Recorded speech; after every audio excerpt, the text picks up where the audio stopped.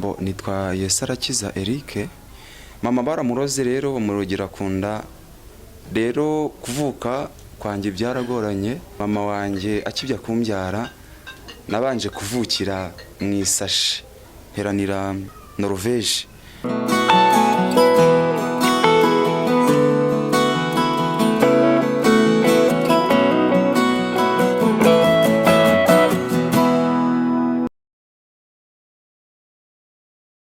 Turabashimiye kandi turabakunda abakurikira Umugisha TV. Umugisha TV ni televiziyo igiye kuzajya ibereka ibiganiro bitandukanye bijyanye n'ivugabutumwa, haba muri Afurika, muri East Africa, mu hanze ya Afurika, Burayi, Aziya, Amerika, hose na za Australia. Niyo mpamvu rero kuri uyu mwanya n'isaha tubahaye ikaze kugira ngo mubandanye mukurikirana ibiganiro byacu. Birabasaba kugira ngo mukore subscribe kugira ngo inkuru za buri munsi zige zibageraho buri kanya. Mu gihe rero wakoze subscribe kuri YouTube channel, bigufasha kugira ngo nejo bundi iyo hagize inkuru yindi yongera kujyaho bikorohere kugira ngo ihite kugeraho ako kanya. Muri aka kanya rero turi kumwe n'umukozi w'Imana ugiye kutwibwira mu kanya, ibindi turabivuga amaze kutwibwira. Turakuramukije. Murakoze, Imana ibahe umugisha, nanjye ndabyishimiye kuba munyakiriye. Reka mbibwire. Yego twibwire. Bo nitwa Yesarakiza Eric, ndi umusore, nkunda gusenga, ndi umuvugabutumwa. Yesu yangiriye neza. Ikindi aho abashije kungeza hose ndagenda nkajya gukora umurimo, kandi naho ngaha nizera ko ari Yesu byemeye ko nza kubasura kwicano yanyu. Rero Imana ibampera umugisha, nishimiye kubana namwe. Murakoze cyane. Utubwiye ko witwa Yesarakiza. Ese iryo zina wibaza ko ni izina ryawe bakwisukira umwana cyangwa ni izina rijyanye n'igikorwa cyo kuvuga ubutumwa? Bo iryo zina benshi babifata nk'ariryo banyise kubera gusenga, ariko ni izina ababyeyi banyise nkivuka. Baba barashingiye kuki bakwita Yesarakiza? Bo Yesarakiza nk'uko twese tubyumva kuko arakiza, basha gukiza indwara, basha kudukiza ibyaha, abasha kudukiza ibintu byose bituboshye. Rero kuvuka kwanjye byaragoranye cyangwa byari urugamba. Kuba nariswe Yesarakiza urumva n'ubuhamya. Nabibaciramo ku mayange ntabirambuye cyane, ariko gusa icyo nzi cyo nuko kujya kunyita iryo zina, mama wanjye akibya kumbyara nabanje kuvukira mu isashi. Hanyuma yo kuvukira mu isashi mvuka ntari muzima. Hanyuma na mama agira ikibazo gikomeye. Hanyuma ku munota wa nyuma ya mirimo Imana ikora, wa mwana wari wapfuye cyangwa atameze neza aza kuzuka cyangwa aza kuba muzima. Hanyuma umubyeyi abyitegereje niko kunyita Yesarakiza Eric. Rero ndabishimiye kandi nishimiye no kubabwira ubuhamya burenze ubwo, kuko iryo zina rifite aho ryavuye. Benshi babifata ko barinyita, ariko iryo zina naho ryavuye, ni amazina niswe n'ababyeyi. Yesarakiza Eric. Murakoze. Uvuze ko wavukiye mu isashe, ariko ntabwo mbisobanukiwe neza. Ushatse kuvuga iki? Bo kuvukira mu isashe ni urugamba rukomeye, cyangwa ko nabibabwiramo sinzi, mwihangane mu byumve cyangwa mu bicekinge, kuko guhigwa ku mwana w'umuntu ku isi biriho kandi kenshi gashoboka, cyane ku muntu usenga cyane. Tuba dufite ibigeragezo n'ibiturwanya byinshi. Rero kuvukira mu isashi nabwo n'Imana yahabaye, bundi mba narapfuye. Mama baramuroze rero bamurogera kunda yanjye antwite, biba ikibazo, bigera aho ngaho, bigera n'ubwo yenda gupfa uwe ubwe atarambyara. Ariko kubera imbaraga z'amasengesho yaje gusenga, hanyuma agiye kubise bari bazi ko birarangira. Igihe cy'abantu bari bamushyiriyeho bari bazi ko birarangira apfuye, ariko bya bitangaza Imana ikora, umwana avuka ari mu isashi. nk'uko iyo migambi y'abana b'abantu yari yateguwe, n'ubundi uwo mwana yavutse yapfuye, ariko kuko hari umugambi Imana ifite ku bantu bayo, ku munota wa nyuma bimenyekana ko ari Imana yasenze, hanyuma wari wapfuye aba muzima. Rero niko kwitwa Yesu arakiza. Nibaza ko bisobanuye. Imana ibamere umugisha. Murakoze cyane. Birumvikana neza yuko mama wawe yari umukristo. Mama n'umukristo uko biri kose, gusa ntabwo ngera mu mutima we, ariko uko yandeze nuko abayeho ubu, ndahamya ubukristo bwe ntashidikanya ko mu bantu bagenewe ijuru nawe arimo, kandi mu bantu bubaha Imana nawe arimo. Rero nanjye yanyigisha inzira yo gusenga, ni nayo mpamvu mukunda. Kandi ikindi, ibintu byose yanyuzemo iyo mbyitegereje cyangwa iyo nsubije amaso inyuma ibyo yanyuzemo, urugamba yanyuzemo, akabasha kubyihanganira ibyo byose, nanjye bituma nkomera ibyo nanyuramo byose, nkasaba Imana kugira ngo inkomeze. Rero mama ni umukristo, na n'ubu aracyari umukristo. Yesu arakiza Eric, ufite ababyeyi bombi? Yes, mfite ababyeyi bombi, mfite mama ndetse na papa n'abavukanyi banje. Murakoze cyane. Yesu arakiza Eric, tumaze kumva ngo ni muntu ki? Ese Yesu arakiza ukora iki mu buzima bwa misi yose? Imisi yose ikintu nkora mu buzima busanzwe, tutinjiye mu bintu by'umwuka wera cyangwa mu kazi Yesu yaduhaye mu by'umurimo w'Imana, ntabwo nize amashuri ku buryo nakora akazi ka leta, ariko mfite akazi nkora. Uko biri kose Yesu arambashisha, nkabasha kwitunga. Simba nitunze, ariko mbasha kugerageza gukora kugira ngo nanjye nzabe umugabo. Ntabwo nabasobanura byinshi ko nta kazi ka leta mfite, ntabwo nikorera, ariko aho ndi hose ndakora, ngerageza gukora kugira ngo Imana impere umugisha mu byo nakoze. Mbega ntabwo twasobanukiwe neza, urubatse, uri umusore, bimeze gute muri etat civile yawe? Yes, uko mubireba ndi umusore. Nizera ko namwe ijisho riri kubaha, ndacyari umusore kabisa. Kandi nubwo ndi umusore nitegura kuba umugabo, ko ni ngombwa.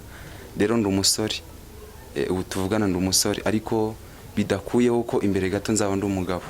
Mu mwuka ndi umugabo, ariko no mu mubiri nkeneye kuba umugabo uko biriho nabyo. Yesu arakiza, waba uri muri ba bana bavukiye mu gakiza, cyangwa ufite ukuntu wakiriye agakiza nyuma, utarakuriye mu gakiza usa kukakira nyuma, cyangwa warabivukanye nyine bikuriramo nk'uko bisanzwe? Mbega ni gute waba warinjiye mu bintu by'agakiza kugira ngo umenye ko Yesu Kristo akiza koko, ari n'umwami n'umukiza ku bugingo bwawe? Ntabwo nakuriye mu gakiza ku buryo nahamya ko cyangwa najyaho ngo mpamye ko nakuriye mu gakiza, ariko nakuze iwacu basenga. Ubu niwo mugisha nagize. Ntabwo nigeze mbona mama ajya mu byaha byinshi, yari umukristo. N'abavukanyi banjye benshi bari abakristo, n'ubu ni abakristo. Rero ntabwo nakuriye mu gakiza kumwe umuntu ajya gusenga kuri kimubyeyi, ariko nta gakiza uba ufite. Ntako njye nari mfite, reka nivuge. Gusa Imana yaje kunsanga nyuma, impa agakiza. Yakampaye rero bitewe n'uko igiye kunkoresha, kuko yari yaramvuzeho kera ko nzayikorera.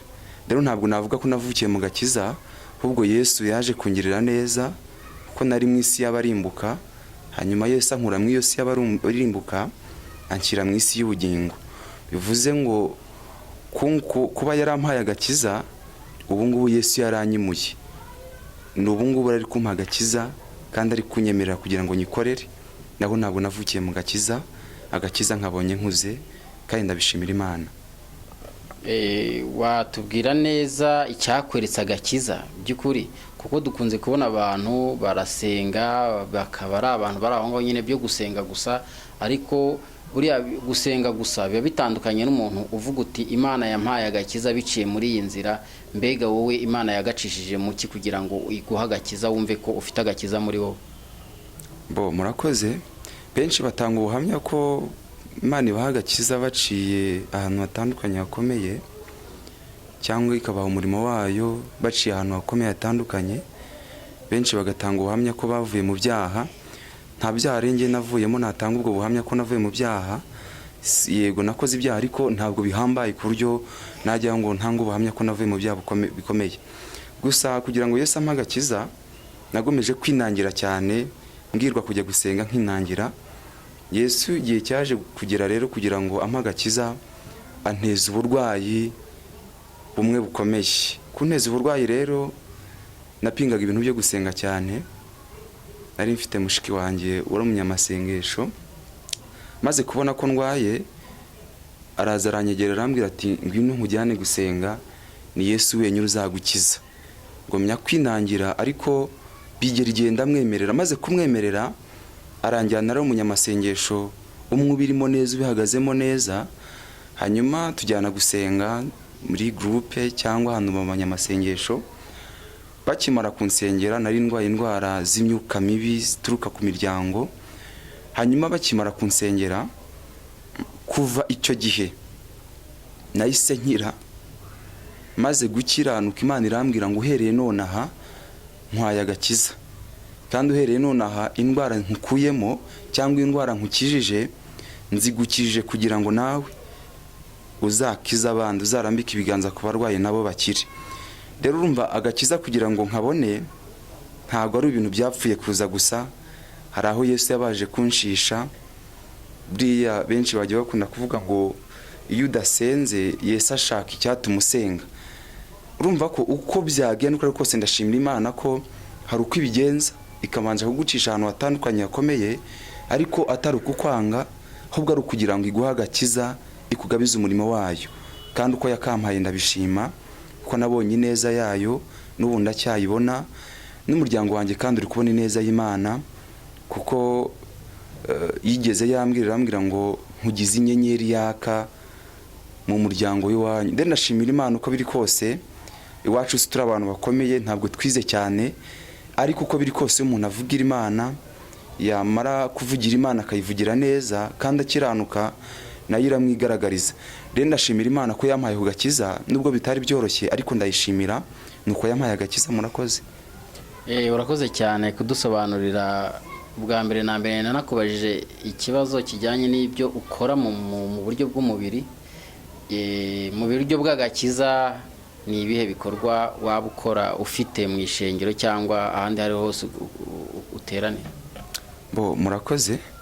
Ibikorwa mfite mu itorero ry'Imana cyangwa umurimo Yesu yampaye gukora, icya mbere nuko nsengera mu itorero rya ADEPR ryo mu Rwanda. Ikindi ababwiye ko ndi umuvugabutumwa, ariko mu itorero indani nta mirimo myinshi cyangwa mfite nkora. Icya mbere cyo nuko ndi umuvugabutumwa. Aho nteranira ndi umukristo, nteranira i Karama, Norvège. Ndi umukristo waho rero, kubera kenshi na kenshi nkunda kuba nagiye ngenda umuvugabutumwa.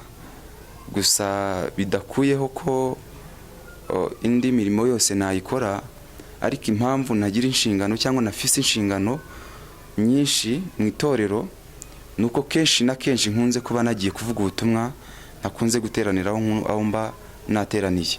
Niyo mpamvu. Yesu arakiza ukunze kuvugwaho cyane n'abantu uba waragiriye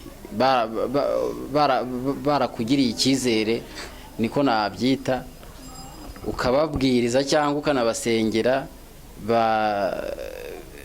bikagira umumaro ku buryo bugaragara, bumwe cyangwa ubundi bugaragara. Mbega ibyo ubivugaho iki? Ngiye mbyumvise nkumva barashima Imana, nkumva bafite ukundi bamvuga. Nta kindi nirata usibye Imana ibitanga, kuko nzi neza yuko ku iki gihe ntabwo dukwiye kwirata ibyo dukora, ahubwo twiratiye abiduhaye. Rero ikintu cya mbere iyo maze kubyumva, ngiye nshaka bugufi cyane mu mutima kugira ngo yabimpaye ishyirwe hejuru, ko nge ntacyo ndicyo. Bidakuyeho ko nanjye binezereza kumva nkorera Imana, kandi ukorera Imana ukavuga ubutumwa abantu bagakizwa bagafashwa, ibyo nabyo birakunezereza. Njya nshimira Imana yabimpaye, si uko nari mwiza kurusha abandi, si uko hari icyo ndusha abandi, ahubwo ni uko yantekerejeho yabonaga biri ngombwa. Rero uko biri kose ndashimira Imana. Icya mbere, ikintu gikuru cya mbere nshimira Imana ni uko ibyo byose yabyitegereje ikabona ko mbikwiye. Kandi ikindi, gusengera abantu bagakira, abarwayi bagakira, hanyuma ababohorerwa imitima ikabohorwa, ibyaha bakihana, ibyo byose Yesu yemeye ko abinkoresha, ndabikora mu gihe kiri ngombwa. Ikindi ni uko nabikora ntabikora, hari ukuntu Yesu abigenza, utarabwiriza ugasanga yabagezemo, wavuga ijambo Yesu akaba ari kumwe naryo, rikabageraho ari kumwe naryo, abantu bagafashwa. Rero uko byagenda uko kose, ndirata yabimpaye, ndashimiye yabimpaye, ngiye nshiye bugufi cyane kugira ngo ishyirwe hejuru. Murakoze. Urakoze cyane ku mucyo utanze, ariko watubwiye ko uri umusore, ni ryari witegurira kuva mu busore? Icyo kibazo mbajije kirakomeye kabisa. Gusa kuva mu busore byo ni ngombwa, ko ntabwo nzaguma mu busore, ngomba kuba umugabo byanga byakunda. Ndabizi neza ko iyo umusore ari umunyamasengesho aba akeneye umukobwa w'umunyamasengesho kandi w'ukuri.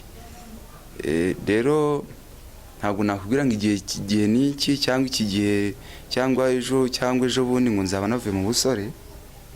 Gusa nizeye Imana ko hari ibyo iri kunyereka ko biri karibu cyangwa biri hafi yo kuva mu busore, hanyuma nanjye nkitwa umugabo mu by'umubiri, nkagira urugo, Yesu akampumugisha, akampa abana, akampa urubyaro. Ariko kuva mu busore biriho, nanjye nitegura kuba umugabo. Murakoze. Bivuze ngo ubu ufite fiance? Kubwira ngo mfite fiance ubu ntabwo nahita mbikwemerera, cyane ko iyo umuntu asenga Imana, icya mbere ni ukwitwararika ku Mana, ukayitwararikaho cyane. Nta fiance mfite, ariko uko biri kose ari karibu cyangwa ari bugufi by'uko kuba namubona. Ariko ubu tuvugana, ubu nta fiance mfite. Abantu batumva ko nta fiance mfite rero bakanshakisha ari benshi, mwihangane kabisa. Ariko fiance bagomba kuza bidatinze. Murakoze. Biba bya bindi byo mu isi bari kuvuga ngo mbega ngo fiance ngo ushaka ngo numeze ate, tujya tubyumva ahandi ku mandi maradiyo n'amateleviziyo ngo nshaka ngo ufite metero ngo zingahe, ngo na santimetero zingahe, ngo ufite amenyo ameze atya, ngo w'inzobe, ngo wirabura, ngo w'igikara gutyo. Ariko ibyo ntabyo tukubaza, kuko uri umuntu w'Imana, kandi uw'Imana izaba yaguteguriye niwe uzaba fiance wawe. Ntacyo, reka icyo tugitambuke. Mbega ni igiki wahanura abasore bagenzi bawe muri mu kigero kimwe, bashobora kuba bakigendera mu bintu bidahesha Imana icyubahiro? Ni nk'iki wabahanura? Ikintu nabahanura, murakoze no kumbaza kuri icyo kibazo. Ikintu nahanura abasore bagenzi banjye, cyangwa ikintu nabagira, kwamanze kubagira inama ya mbere magira nkuru kuruta izindi, ni ukuyoboka inzira yo gusenga yonyine. Iyo niyo nzira y'ukuri. Bagira iyo nama kuko iyo nzira ndimo mbona inejeje kandi iranyuze pe. Ituma nihesha agaciro, ituma mba uwo ndiwe, kandi ni gusenga nibyo bizangira uwo nzaba we. Rero iyo nama mbagiriye niyo nkuru muri zo, muzo nabagira zose, nuko bayoboka inzira yo gusenga niyo y'ukuri. Indi nama rero nabagira nuko umuntu waba uri mu nzira zitanejeje Imana, cyangwa mu nzira ubwe zimutesha agaciro, yazivamo. Kuko uyu musore yambaye agiye gusenga, umusore akambara neza, nta bindi agiyemo, nta bindi bimutesha agaciro agiyemo, ahubwo akambara neza yikwije agiye kuvuga Imana cyangwa agiye gusenga Imana, ibyo nibyo byiza. Rero ndabahanuye kugira ngo nawe uri kunyumva, cyangwa umusore waba uri hose, waba utarakira agakiza, nkusabiye agakiza. Kandi ikindi, biva mu byo urimo, kuko hanze ni habi, aho uri ni habi. Yesu yiteguye kukwakira, akakwakirana neza n'urukundo afite. Kandi cyane ko uko byagenda uko kose, nta nukure Yesu atakura umuntu. Aho waba uri, ibyaha waba urimo, urujijo waba urimo, Yesu yarugukuramo. Ndabahamagarira kugira ngo muze musange Yesu, ko yiteguye kubakira. Murakoze. ese Yesu arakiza, hari nk'iminyago waba uvuga ngo urirata muri aka kanya, nk'ubu wavuga uti hari abantu nabwirije bava mu byaha, ndabizi ndanongera ndabakurikirana nsanga kuko bafashe inzira y'agakiza? Yes, murakoze. Kw'iki gihe umuntu ubundi akwiye kugerageza kubwiriza mugenzi we, cyane iyo uhuye n'umushuti cyangwa n'umugenzi wawe utaramenya cyangwa utarakira agakiza, wewe warakakiriye, icyo usabwa uba uhawe umukoro kugira ngo umube hafi mu by'agakiza cyangwa mu by'ijambo ry'Imana. Mu biganiro byose muganira ujye umuganiriza ku ijambo ry'Imana, ugerageze kubimwinjizamo, hanyuma nubona atabyinjiyemo ariko wabigerageje. Rero mubona agerageje kuganiriza cyangwa mubona agerageje kubwiriza cyangwa mubona agerageje kugira ngo mbagire inama yo kuva aho bari, benshi barankundiye n'abandi baranga, ariko nuko isaha y'Imana itaragera. Isaha y'Imana yageze, ari ukuntu ibigenza. Rero mubona abwirije, harimo umusore umwe w'inshuti yanjye, ubu ngubu rwose arasenga, yari ari mu bintu bidahesheje Imana agaciro, nawe ubwe bitamuhesha agaciro, ariko mu gihe Yesu ampuje nawe tubaye inshuti, nkajya muganiriza ku ijambo ry'Imana, ngira amahirwe Imana iramfasha, numva aranyumva, anyumvise, mugira inama yo kuza tukajya tujyana gusenga, nuko Imana yamufashe. Ubu rero ndashimira Imana ko uwo ni umunyago nakirata, ko Imana yangiriye neza. Nanjye mu bantu babwirije cyangwa mu bantu bafite umunyago nambuye Satani ndimo. Uwo musore rero arasenga, n'ubu nawe ahagaze neza uko mbibona. Tugerageza gusengeranira mu by'uru rugendo kugira ngo Yesu agumye adukomeze. Murakoze. Ego, urakoze cyane Yesu arakiza Eric. Mbega tuvuye gatoya mu bintu by'Imana cyangwa mu bintu byo gusenga, ni biki bintu bindi watubwira ko ukunda? Ni ibindi biki ukunda turetse gusenga? Ibintu nkunda rero turetse gusenga, nawe bikimbajije neza icyo kibazo. Mu buzima bundi nta kintu kiruta gusenga. Rero ubwo ukimbajije neza, reka nkusubize uko bimbajije. Ikintu nkunda mu buzima, sinzi niba umbajije icyo kurya, sinzi niba umbajije ikinezeza mu mubiri cyangwa mu buzima busanzwe, gusa reka nkubwire muri bimwe nkunda. Ikintu cya mbere, nkunda kubona inshuti yanjye imba hafi, nanjye nkayiba hafi, nagira ikibazo nkakibwira, uko ishobojwe ikamba hafi, nanjye uko nshobojwe nkayiba hafi. Icyo nicyo kintu cya mbere nkunda, kuko kuba uri wenyine wagira ikibazo, wagira utakira cyangwa wagira ubwira ikibazo ntacyumve. Yego turabizi neza, turabana b'abantu, ariko iyo ubonye inshuti yawe ukayibwira ikibazo mu bushobozi ifite kubera urukundo Yesu yadukunze ikakuba hafi, nawe ukayiba hafi. Icyo nicyo kintu cya mbere nkunda. Ikindi nkunda mu buzima, nkunda mama wanjye, kuko icyo mukundira cyo nawe arakizi. Yatureze mu buzima bukomeye butamworoheye, arihangana, arwana urugamba, araturera. Dore mu we yareze nanjye ndimo, urabona ko ndi umusore ufatika, ntabwo nishwe n'inzara, yakuze iyo bwabaga, adushakira ibyo kurya. Rero ndamushimiye aho ari hose, abyumve ko mukunda pe, muhoza ku mutima. Kandi ikindi, nizera ko no mu ijuru tuzabana akaramata. Na papa wanjye kandi ndamukunda ku buryo bukomeye, kuko nawe ari icyo mukundira, ndetse n'abavukanyi banjye bose ndabakunda, nkakunda n'inshuti zanjye zose. Kandi ikindi, ikintu kinezereza umutima mu buzima, sinkunda kureba ibintu byo kwisayisha mu isi cyangwa ibintu byo kunezerwa cyane byo birengeje urugero ku buryo ujya mu byaha.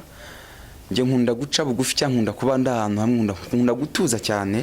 Cyo kintu cya mbere nkunda mu buzima busanzwe, sibyo no gusenga. No mu buzima busanzwe nkunda gutuza, nkunda kuba ncecetse. Ibyo nabonye byaramfashije, ibyo bintu ndabikunda cyane. Nibaza ko ari ibyo ntavuga byinshi. Okay, urakoze cyane. Mbega iyo bavuze ngo Yesu arakiza Eric, yego ni umukristu kandi ukunda Imana, unayivugira, unayikorera, ni ryari uvuga uti nambaye neza, uba wambaye gute? Yes, murakoze. Ibibazo uri kumbaza rero ni ibibazo bitangaje, gusa ndanagushimiye. Iyo mvuze ngo nambaye neza cyane, nkunda kwambara costume ndayikunda cyane. Uriya niba ari uko Yesu yabimbwiyeho, nkunda kwambara costume kandi nkakunda no kuberwa. Ntabwo niyemeye ariko ngiye mbyiziho ko iyo wambaye ukaberwa nawe urabyumva. Rero iyo nambaye costume numva binezeza cyane. Ntarakizwa bwo nakunda kwambara ikintu bita ipantaro z'amakuto, amakoboyi, zino za deshire nizo nambaraga. Ariko Yesu amaze kungirira neza, maze kugira irindi yishurirwa, ubu ikintu nkunda kwambara iyo nambaye neza mba nambaye costume nkarenzaho na karuvati, umva ko nifunze neza. Murakoze.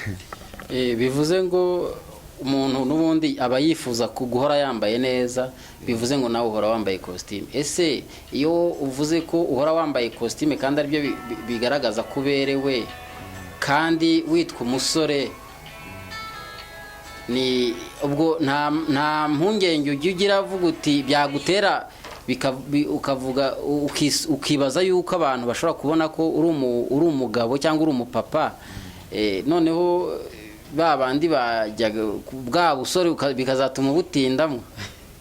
Yes, murakoze. Izo mpungenge nakubwira ko nazigiraga, ariko ntabwo nkizigira cyane, kuko niyo umuntu akwise umugabo ntacyo biba bitwaye. Kenshi gashoboka ubuzaba n'umugabo, rero ntacyo biba bitwaye. Nubwo ko imvugo z'iki gihe bitoroshye, ariko umuntu anyise umugabo pe ntacyo babimbwiye, ko n'ubundi nzaba umugabo kandi ndi umugabo. Rero kuba izo mpungenge nazigira ubu ntabwo nkizigira, ahubwo kwambara costume ndonye ndabihamije kabisa, biranezeza kandi banumva nta kibazo bimbwiye, nta nicyo bizanteza. Ntabwo byazatuma ngo ntinda mu busore, oya. Icyo kizatuma ntinda mu busore kandi sinzanabutindamo, kuko nzi neza benshi bazi ko n'umusore n'umuntu duhuye ari ubwa mbere arabibona kenshi. Rero icyo ntabwo aricyo cyatuma ntinda mu busore. Murakoze. Eric Yesarakiza, urakoze ku magambo umaze kutuganiriza. Sinzi nimba hari ubundi butumwa bw'umwihariko wabwira bari kugukurikirana. Murakoze. Abantu bari kunkurikira, ubutumwa nabaha cyangwa icyo nababwira gikomeye, tangazo rikuru nuko Yesu ari umwami. Mu byo waba urimo byose, ibyo waba ukora byose, tangazo rikuru ni Yesu ni umwami. Kandi ikindi nabwira urubyiruko, abakiri mu rubyiruko, nuko aho waba uri hose Yesu arakuzi. Waba utinze mu busore, aho waba utinze hose, menya ko utindanye na Yesu. Waba warakiriye agakiza, waba utarakakira, Yesu arakuzi, nta muntu n'umwe Yesu atazi. Icyo mbabwiye remwe muri kundeba, aho waba uri hose ntiwihebe, ntiwiganyire. Yesu ni umwami ku buzima bwawe kandi yiteguye kugutabara. Murakoze, Imana ibahe umugisha. Murakoze. Yari Umugisha TV mwari muri gukurikirana. Umutumire wacu turamushimiye ku kigoro yagize akemera kukumvira ubutumire bwacu, akaza kutwitaba kugira ngo aganirize abamukunda n'abamukurikira. Eric Yesarakiza, turagushimiye. Murakoze, namwe ndabashimiye kuba mwampaye aka kanya. Imana ibahe umugisha mwinshi, ko ndishimye nanjye ndanezerewe. Reka ngire n'Imana ibahe umugisha mu izina rya Yesu. Murakoze cyane. Umugisha wo turawuhorana kuko na channel yacu yitwa Umugisha TV. Kubw'iyo mpamvu abari kudukurikira mukomeze mugire subscribe kugira ngo mujye mukurikirana ibiganiro tuguma dushyiraho buri munsi, kandi ntituzahwema gushyiraho ibiganiro kandi bibereye amatwi yanyu n'amaso yanyu. Murakoze rero, mugume mugira share, mugira amakomantere, ikiganiro mugire icyo mukinenzeho cyangwa mugishimyeho mubitugaragarize, hanyuma mugerageze no kubisangiza bene wanyu na bagenzi banyu kugira ngo ubutumwa bubashe kuvugwa mu isi yose. Murakoze.